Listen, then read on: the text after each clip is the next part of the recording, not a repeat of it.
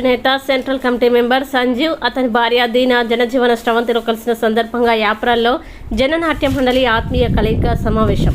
ఆత్మీయ సమావేశంలో మావోయిస్టు నేత సంజీవ హాట్ కామెంట్స్.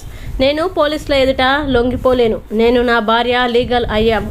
అనారోగ్యం కారణం వల్ల లీగల్గా జనజీవన స్రవంతిలోకి జీవనం కొనసాగించడానికి వచ్చామన్నారు.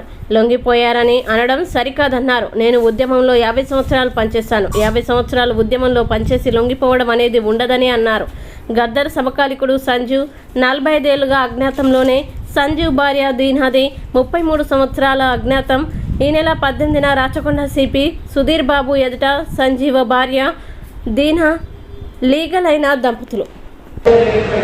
కాబట్టి సాధారణ జీవితం ఇవ్వాలంటే జీవితం బతకాలనుకుంటుంది. కాబట్టి మీతో ఫ్రెండ్స్తో అందరితో మా కుటుంబం వాళ్ళతో ఎంతో శోభ మా పెద్ద అయితే ఆమె అందరితో ఆ టీవీలలో ఎప్పుడో సేవ ముందే కాబట్టి ఇంకా మా కుటుంబంలో బతకాలనుకుంటున్నాం, మన ఫ్రెండ్స్తో బతకాలనుకుంటున్నాం. కాబట్టి లీగల్ అయితే మొన్న అక్కడ చెప్తే ఏం చేస్తాం దాని దీనిలో లొంగిపోయిందని పెట్టింది. అదే కారణం ఆయన లీగల్ మనకే పత్రికలు కాబట్టి అది ప్రధానంగా లీగల్ అవుతున్నాము. ఫ్రెండ్స్లో పడుతున్నాము. 60-50 రూపాయలు వస్తుంది.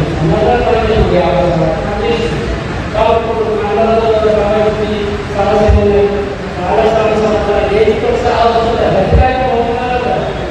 ఏది ఏ కూడా అట్లయినా ఉంటుంది. ప్రతి మార్పు దర్శన ఏకత మాస్టర్ పెట్టండి. తత్వశాస్త్రంలో మాస్టర్ అదే చెప్తారు, దర్శన ఐక్యత. కాబట్టి మనుషులు అంటే చిన్న ఉంటాడు, చిన్న బాగా ఉంటుంది. పెద్దగా యువత ఇంకొక మ్యారేజ్ మన శరీరం ఉన్న రైట్స్ తెల్ల కణాలు అది కలిగిపోతూ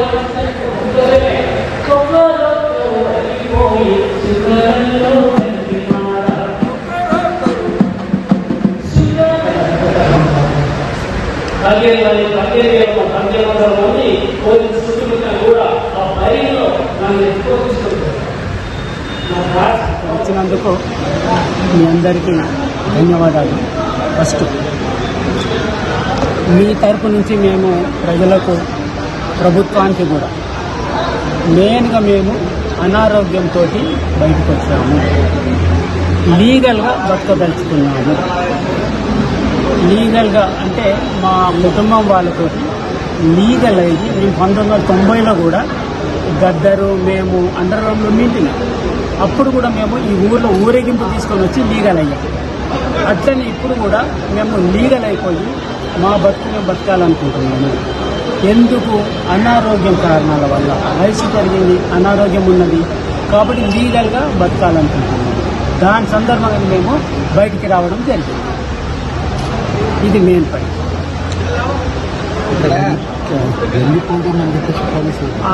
కాబట్టి అందుకే పోలీసులకు చెప్పిన నేను లొంగిపోతలేను, లీగల్ అవుతున్నా అంటే అక్కడ పత్రికలు ఏంటి లొంగిపోతుంది రాసేసి.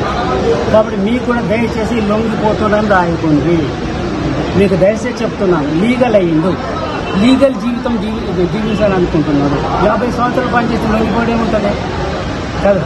50 సంవత్సరాలు పనిచేసిన లైఫే 77 నుంచి సెక్రటరీ చనిపోయింది కదా, నంబాల కేసు. అవును, ఇప్పుడు ఎవరు ఇక అది మన ఇద్దరే కానీ మేము వచ్చేసినాం కదా. అవి ఆ విషయాలకి మాకు తెలివే అన్న, ఎందుకంటే మేము కట్ అయిపోయినాం వాటితో. కాబట్టి ఆ విషయాలు అదే కాకుండా సంస్కృతి రంగంగా అడుగుంటుంది. సంస్కృతి పరంగా 40 సంవత్సరాలు అవుతుంది, 40-50 సంవత్సరాలు అవుతుంది. అవునవును అవును. అంటే వర్గ పోరాటము 77 నుంచి నేను సంస్కృతి రంగంలో పనిచేసినాను. 80లో ఫుల్ టైంకి వెళ్ళిపోయాను. 80లో వెళ్ళిపోయేది 86 వరకు దేశవ్యాప్తంగా గద్దర్తో ప్రోగ్రామ్ ఇచ్చింది. 86 వరకు 96 వరకు 96లో నేను అడవిలోకి వెళ్ళిపోయి మణిగూరు దళంలో డివిసి మెంబర్గా పనిచేస్తున్నాను. సాయుధ పోరాటం ద్వారా ఏం సాధించలేరని బయటకు వచ్చిందా లీగలైజ్? ఆ పొలిటికల్ డిస్కషన్ అయితే మనం వేరే చేసుకున్నాం. సంస్కృతి పరంగా అడగండి.